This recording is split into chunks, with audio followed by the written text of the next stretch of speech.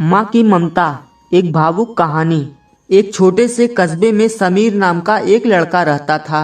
बचपन में ही पिता की मृत्यु हो जाने के कारण परिवार की आर्थिक स्थिति बड़ी दयनीय थी।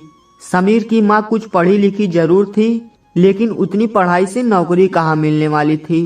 सो घर घर बर्तन मांजकर और सिलाई बुनाई का काम करके किसी तरह अपने बच्चे को पढ़ा लिखा रही थी।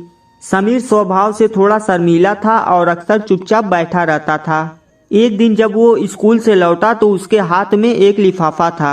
उसने माँ को लिफाफा पकड़ाते हुए कहा, माँ, मास्टर साहब ने तुम्हारे लिए ये चिट्ठी भेजी है, जरा देखो तो इसमें क्या लिखा है। माँ ने मन ही मन चिट्ठी पढ़ी और मुस्कुरा कर बोली, बेटा, इसमें लिखा है कि आपका बेटा काफी होशियार है। इस स्कूल के बाकी बच्चों की तुलना में इसका दिमाग बहुत तेज है और हमारे पास इसे पढ़ाने लायक शिक्षक नहीं हैं। इसलिए कल से आप इसे किसी और स्कूल में भेजें।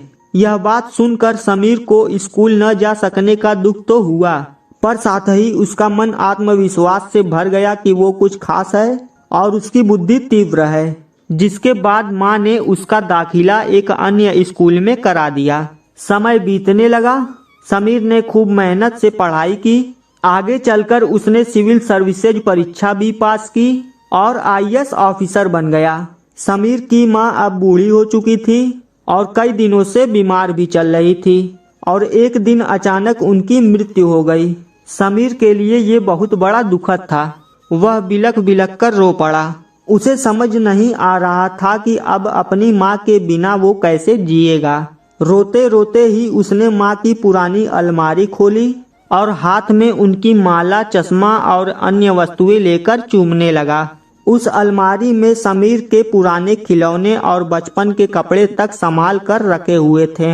समीर एक एक कर सारी चीजें निकालने लगा और तभी उसकी नज़र एक पुरानी चिट्ठी पर पड़ी। दरअसल ये वही चिट्ठी थी जो मास्टर साहब ने उससे 18 साल पहले दी थी। नम आंखों से समीर उसे पढ़ने लगा। आदरणीय अभिभावक, आपको बताते हुए हमें अफसोस हो रहा है कि आपका बेटा समीर पढ़ाई में बेहद कमजोर है और खेल कूद में भी भाग नहीं लेता है। जान पड़ता है कि उम्र के हिसाब से समीर की बुद्धि विकसित नहीं हो पाई है, अतः हम इसे अपने विद्यालय में पढ़ाने में असमर्थ हैं। आपसे निवेदन है कि समीर का दाखिला किसी मंदबुद्धि विद्यालय में कराएं अथवा खुद घर पर रखकर इसे पढ़ाएं। सादर, प्रिंसिपल। समीर जानता था कि भले अब उसकी माँ इस दुनिया में नहीं रही, पर वो जहाँ भी रहे उनकी ममता, उनका आशीर्वाद सदा उस पर बना रहेगा। दोस्तों, माँ से बढ़कर त्याग और तपस्या की मूरत भला और कौन हो सकता है। हम पढ़ लिख लें, बड़े होकर कुछ बन जाएं, इसके लिए वो चुपचाप ना जाने कितनी कुर्बानियाँ देती हैं। अपनी जरूरतें मार कर हमारे सारे शौक पूरा करती है। यहाँ तक कि संतान बुरा व्यवहार करे तो भी माँ उसका भला ही सोचती है। सचमुच माँ जैसा कोई नहीं हो सकता।